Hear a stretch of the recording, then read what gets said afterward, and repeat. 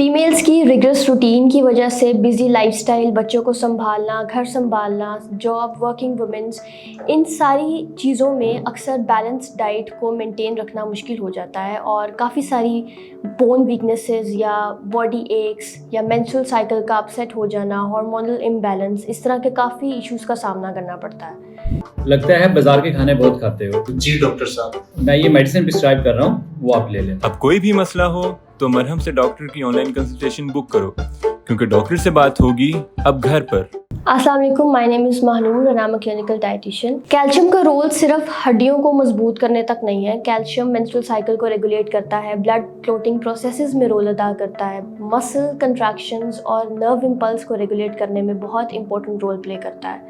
इसके साथ साथ प्रेगनेंसी में या लैक्टेशन के दौरान कैल्शियम की नीड्स बहुत बढ़ जाती हैं। इस तरह की सिचुएशंस में समटाइम्स डाइट से मिलने वाला कैल्शियम इनफ नहीं होता या हमारी डाइट इस तरह की बैलेंस्ड नहीं है जिसमें इनफ कैल्शियम के सोर्सेज मौजूद हों। प्रेगनेंसी या लैक्टेशन के दौरान अगर बात की जाए तो फीटस के डेवलपमेंट के लिए स्पेशली सेकंड और थर्ड ट्राइमेस्टर में कैल्शियम बहुत ज़रूरी है। लैक्टेशन के दौरान क्योंकि बेबी की टीथ और बोन डेवलपमेंट के लिए कैल्शियम ज़रूरी है, तो वो सारा सप्लाई फीमेल की बॉडी से जाता है। और अगर फीमेल की डाइट में इनफ कैल्शियम मौजूद नहीं है या अगर उसके ब्लड कैल्शियम लेवल्स डिक्लाइन कर गए हैं तो बॉडी से कंपनसेट करने के लिए बोन्स में से कैल्शियम को रिलीज़ करवाती है। तो इस सूरत में डाइट हाई इन कैल्शियम और इसके साथ साथ समटाइम्स हमें सप्लीमेंट्स का सहारा भी लेना पड़ता है। And secondly, after the age of 40 to 50 calcium के सप्लीमेंट्स कुछ हद तक नेसेसरी हो जाते हैं।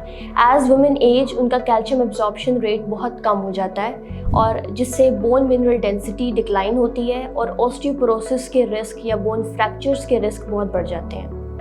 कैल्शियम के सोर्सेज की अगर बात की जाए तो I always emphasize taking calcium from natural sources.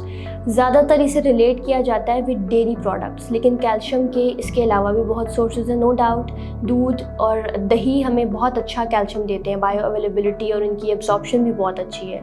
लेकिन when it comes to grains तो रागी फ्लावर, कीनवा, ओट्स और जौ, इस तरह के ग्रेन्स हमें बहुत अच्छा सोर्स ऑफ कैल्शियम देते हैं। इसी के साथ साथ फ्रूट्स में देखा जाए तो dried figs, apricots, dried plums, oranges, papayas are the best source of calcium. Vegetables में ग्रीन लीफी वेजिटेबल्स को कैल्शियम रिच सोर्स कहा जाता है, लेकिन इसमें कैल्शियम जो मौजूद है उसका एब्जॉर्प्शन रेट थोड़ा कम होता है। And when it comes to seeds and nuts तो उसमें almonds, chia seeds and sesame seeds, white तिल जिसे कहा जाता है, is the richest source of calcium.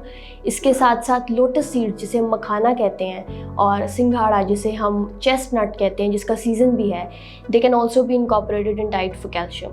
एक बैलेंस डाइट बहुत ज़रूरी है फॉर ऑप्टिमल कैल्शियम लेवल्स। इन सारे फूड्स को डाइट में इनकॉर्पोरेट करके हम अपने कैल्शियम लेवल्स को मेंटेन कर सकते हैं, बोन मिनरल डेंसिटी को बेहतर बना सकते हैं। एंड स्पेशली जब कैल्शियम की एब्जॉर्प्शन की बात करें तो अगर आपकी बॉडी में विटामिन डी की कमी है तो कैल्शियम की एब्जॉर्प्शन बेहतर नहीं होगी। So whenever you are calcium deficient, look for vitamin D levels as well.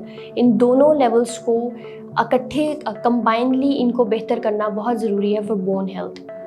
कुछ कंडीशंस ऐसी हैं जिसमें कैल्शियम सप्लीमेंट्स लाजमी हो जाते हैं, जिसमें एक तो ऑस्टियोपोरोसिस या सीवियर कैल्शियम डेफिशिएंसी, जिसमें हम डाइटरी सोर्सेज से उतना जल्दी रिकवर नहीं कर पाते, हमें डाइट के साथ साथ कैल्शियम के सप्लीमेंट्स को ऐड करना ज़रूरी हो जाता है।